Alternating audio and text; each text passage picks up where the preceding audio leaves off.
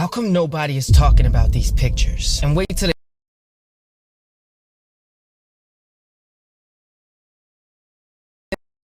eat something for this one.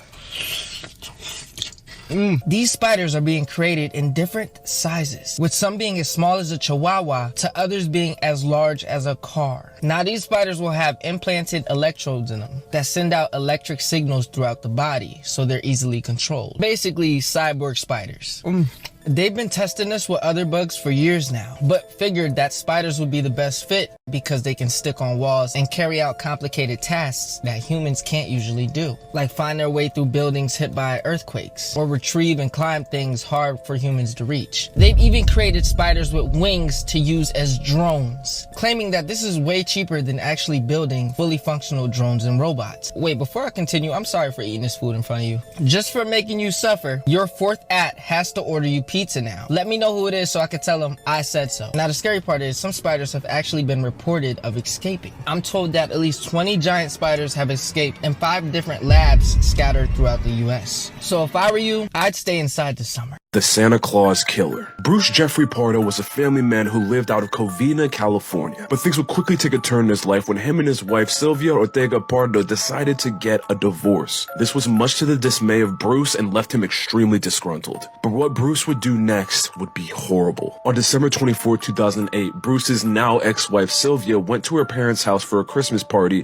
where she would be joined by 25 other guests. And everything was going great until things took a dark turn. Bruce would break into the house armed with 2 semi-automatic handguns and a homemade flamethrower. And he did all this dressed as Santa Claus. He would shoot at several victims and set a majority of the house on fire, and at the end of all the shenanigans, there would be 9 total victims. After these events took place, Bruce would drive his Dodge Caliber rental car up to 30 miles away to his brother's house in Sylmar, and where later he would be found dead via gunshot wound. And look, I know that was really hard to listen to, but that's the story of... So the thing that keeps me up at night is the story of Alyssa Lamb. Alyssa Lamb was a college student from Vancouver, Canada. She was on vacation in Los Angeles. On January 31st, she was scheduled to check out of the Cecil, but she didn't check out and her parents hadn't heard from her. About 2 weeks after she had been missing, LAPD released a video. It's an elevator cam. So in the video, she looks very paranoid. It looks like she's being chased by somebody. And then she starts doing this weird thing with her hands. She looks possessed. A couple weeks later, people start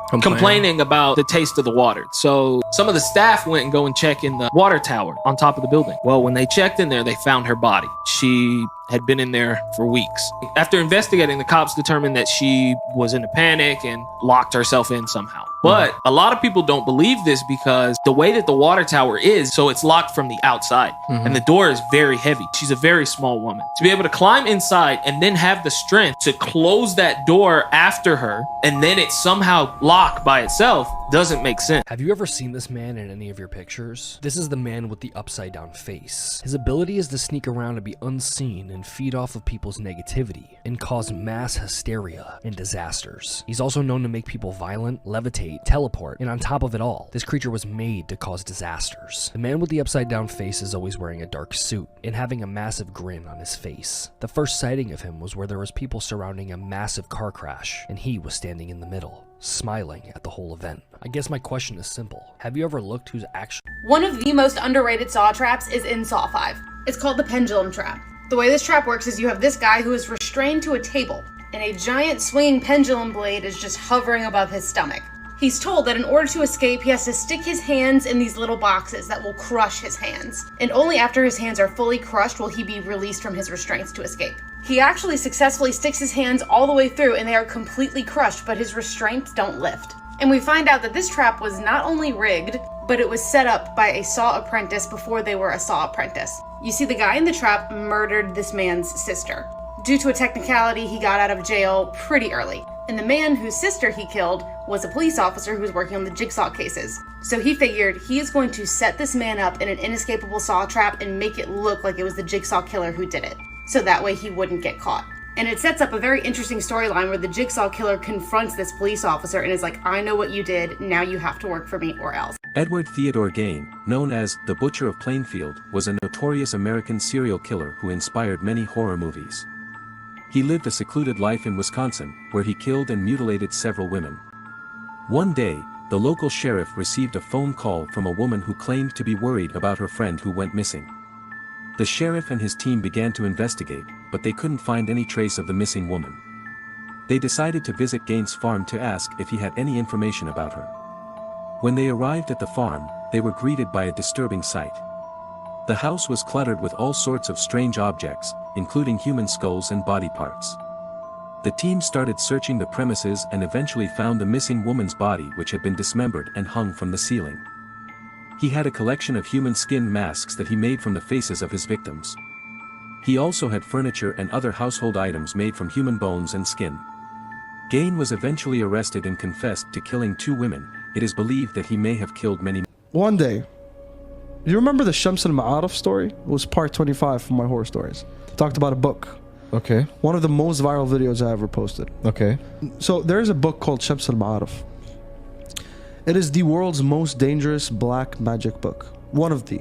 Okay. Because there's another book called Al-Ghazali, which is even worse. Okay. Shams al-Ma'arif is like the guideline on how to do black magic. So I talked about this book and I told a story about it. I'm the first person on TikTok to speak about Shams al-Ma'arif. The first ever. It was just a topic that went so viral globally. And I was like, oh no. I opened a door that was locked for a long time. And it pissed them off. Them. Yeah. Because they didn't want people to know about this book. Apparently, it's not a book that's very known. And I talked about it and I made it go viral. Yeah. It's my fault. So I was like, shit. Many big creators talked about this, bro. Like, it was everywhere. A few months later, one day, I come back after a night out with the boys. We didn't have dinner. We didn't have anything, like, nothing that would make me sick. I started throwing up outside in my lawn. Badly. What could it be? I go upstairs. I thought it's over. I throw up again. I open Google. I'm like, Google, I'm throwing up right now for no reason. Threw up 3 times for no reason. Then it gave me like symptoms. A heart attack was one of them. Yeah. Cancer, all of that. I swear to God, bro. I go to sleep. My body would wake me up. Can you imagine? I'm in deep sleep. My body would wake me up to puke 12 to 13 times. The whole night. After the 5th time, I was puking nothing, bro. Yeah. Everything was out. I was just puking literal spit. Like, there was nothing. Yeah. Empty. Yeah. I was puking acid. I go to sleep. It stopped. You know? I wake up. I go to the hospital. They do a quick check on me, everything. They're like, we don't know the reason of why you puked. We actually don't know. There's nothing that we found. Doctors couldn't find out why I was puking, why I puked 13 times. In the hospital, bro. Pulled my phone out. I go to my Instagram and I read my Instagram message requests. And I went and read all the message requests all the way from the bottom. I went to the bottom and I found this very sketchy account. And he wrote me a message in Hebrew and then in Arabic. And in Hebrew it says, you shouldn't have talked about the book. You will get pain. التحية من الماسونية, which means hail to Satan or something like that. You will get pain. It was a spell on me, bro. And I looked at the date of that message. It was a day before I got sick. Fucking hell. Can you imagine? That's fucked up, man. That's out of nowhere, bro. I puked 13 times. And I get this black magic spell from a guy through Instagram. Some guy really hated the fact that I spoke about Shams al-Ma'arif. He was one of them. He's one of these people. Have you heard of Area 51's Project Abigail? You see, everyone who has ever worked at Area 51 and has been interviewed around the time of July 8th, 1947, a little bit after World War II, recounts this story. There was a girl whose father worked at Area 51 as a scientist. Now, during that time, the American military had heard of the Germans creating super soldiers. These rumors have put pressure on countries like America and Russia to do the same. Now, this is where things get scary. But before I tell you, speaking of scary, I've been watching Scream 6 on me.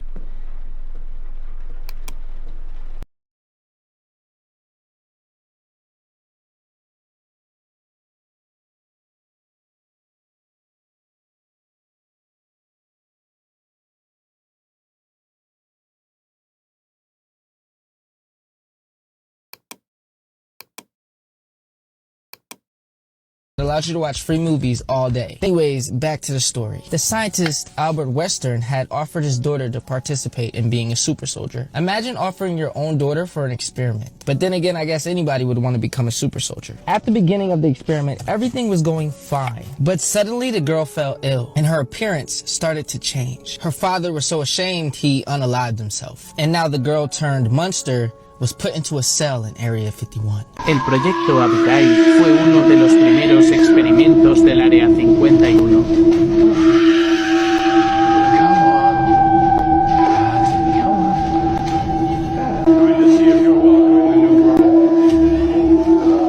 But one day, she escaped. She unalived 2 guards on her way out, disappearing forever. But the story doesn't end there. Before I start this video, please follow for scary videos and crime stories. This taxi driver in Japan picked up this girl. He later checked his camera and find out that he had picked up a ghost. Pay close attention.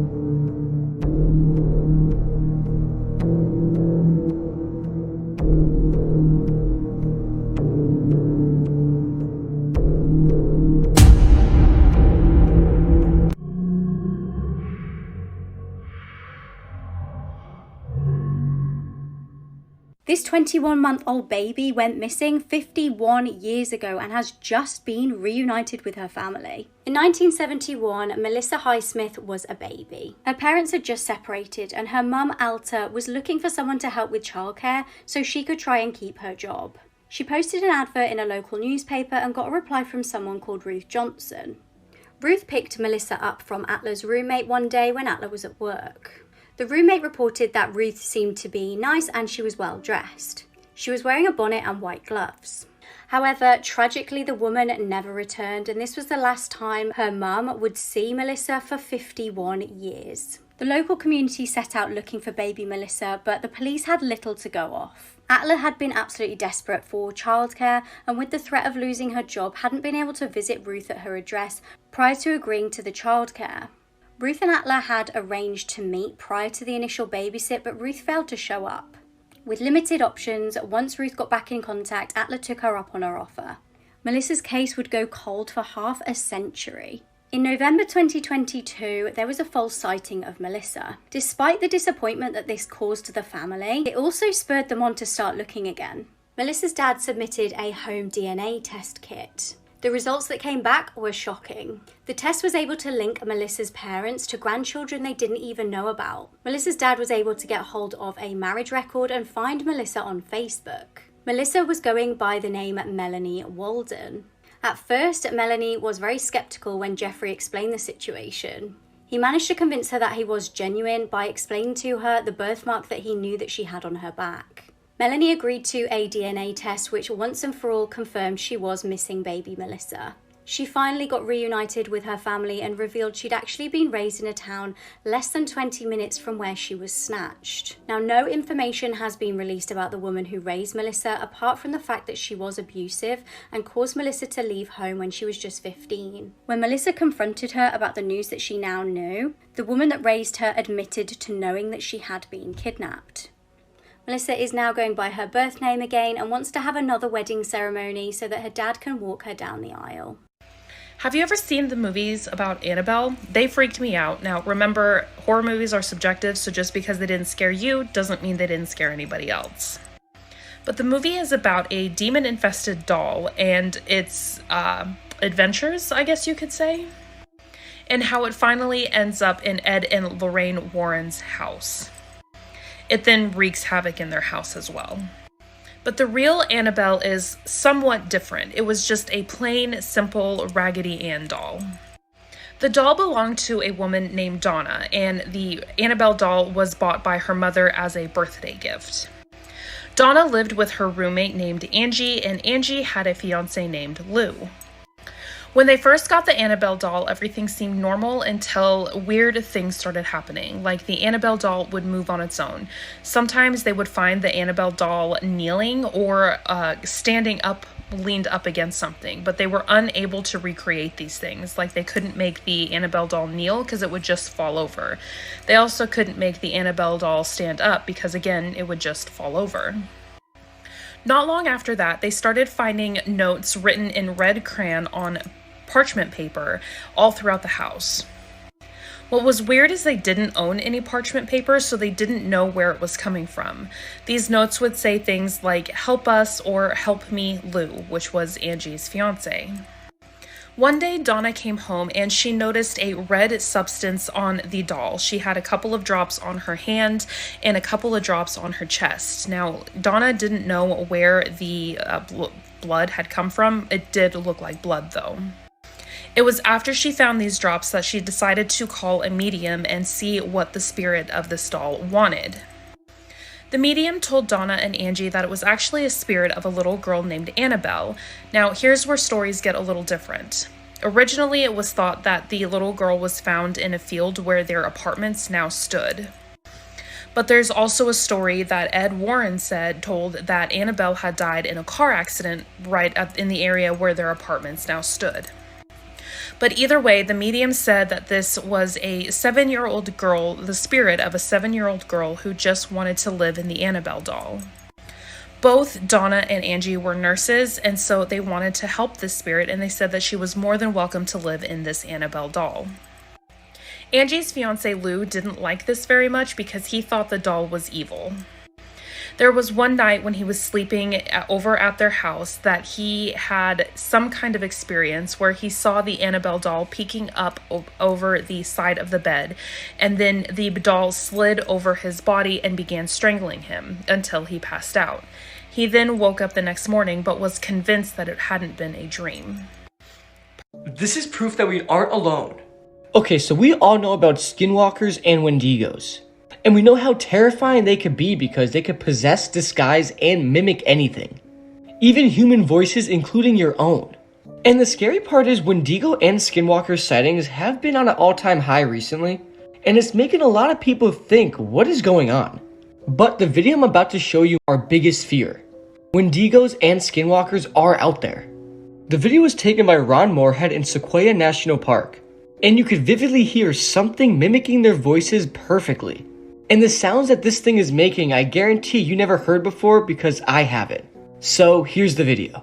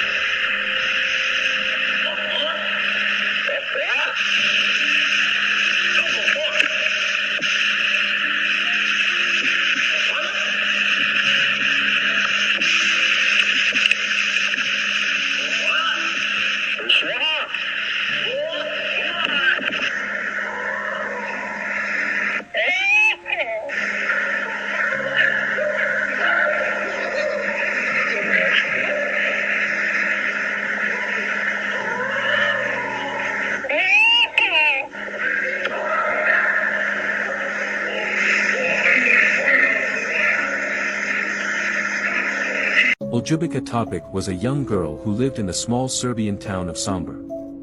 One day in 1971, she was walking home alone late at night when she suddenly disappeared without a trace. Her family and friends searched for her, but there was no sign of her. Days turned into weeks, and weeks turned into months. The town began to forget about Ljubica, and her family resigned themselves to the idea that she was gone forever. But then, one day, a farmer was out tending to his fields when he stumbled upon something buried in the ground. It was a body, and it was later identified as Ljubica. The police began investigating, but they couldn't find any suspects or leads. That was until they found a series of strange notes and drawings in Ljubica's diary. They were dark and disturbing, depicting scenes of torture and murder. But the most disturbing part was that the handwriting in the notes and drawings didn't match Ljubica's. It was someone else's handwriting, someone who had been stalking and terrorizing Ljubica for months. To this day, Ljubica's killer has never been found, and remains unsolved. Why is no one talking about us potentially switching timelines? This is part 2 of the series. Now, all of y'all remember Toy Story, right? 1 second. When you pull Woody's string, he says, "There's a snake in my boot," right? Well, now it's strangely, "There's a snake in my boots." All I can do is... That doesn't even make sense. And this man supposedly caught the timeline shifting on camera. This just creeps me out, man. I don't even like to be in this room anymore. When I sleep in here, you look at that. That shit is changing. It is changing. Now, here's a crazy one. When you think of Abraham Lincoln, you think of a guy with a tall hat, right? Where are all the images of him with hats? He has no hats in none of his pictures. Where did it go? I thought I was crazy, but weird things are happening right before our eyes. Have you ever watched the SpongeBob movie? You know the Goofy Goober song? I distinctly remember SpongeBob having a white guitar. Now all of a sudden it's a peanut? I can't be the only one tripping about this. Also, does anybody remember popsicles? You know how they used to have all of our favorite cartoon characters? Well, I distinctly remember there being a Boots popsicle with the messed up bubblegum eyes and all. But guess what? Apparently it never existed. I remember eating it. Like this. Do not play this horror game if you're afraid of bugs. Let's talk about a terrifying horror game all about catching moths. Moth House. Full playthrough right here. In this game, you respond to a letter your father sent you after he had gone missing. He was a scientist who studied moths, and he instructs you to go to his house and catch all the moths that are there. You go to the house and things are much worse than you thought. The entire house is covered with these bugs. What exactly was he studying? As you explore the house, you learn that scientists had found a breed of moth that could speak like a human. Your father became obsessed with learning all he could about this kind of moth, so he grew thousands of moths in the process. The only problem is that while you're out exploring, there's something else out to get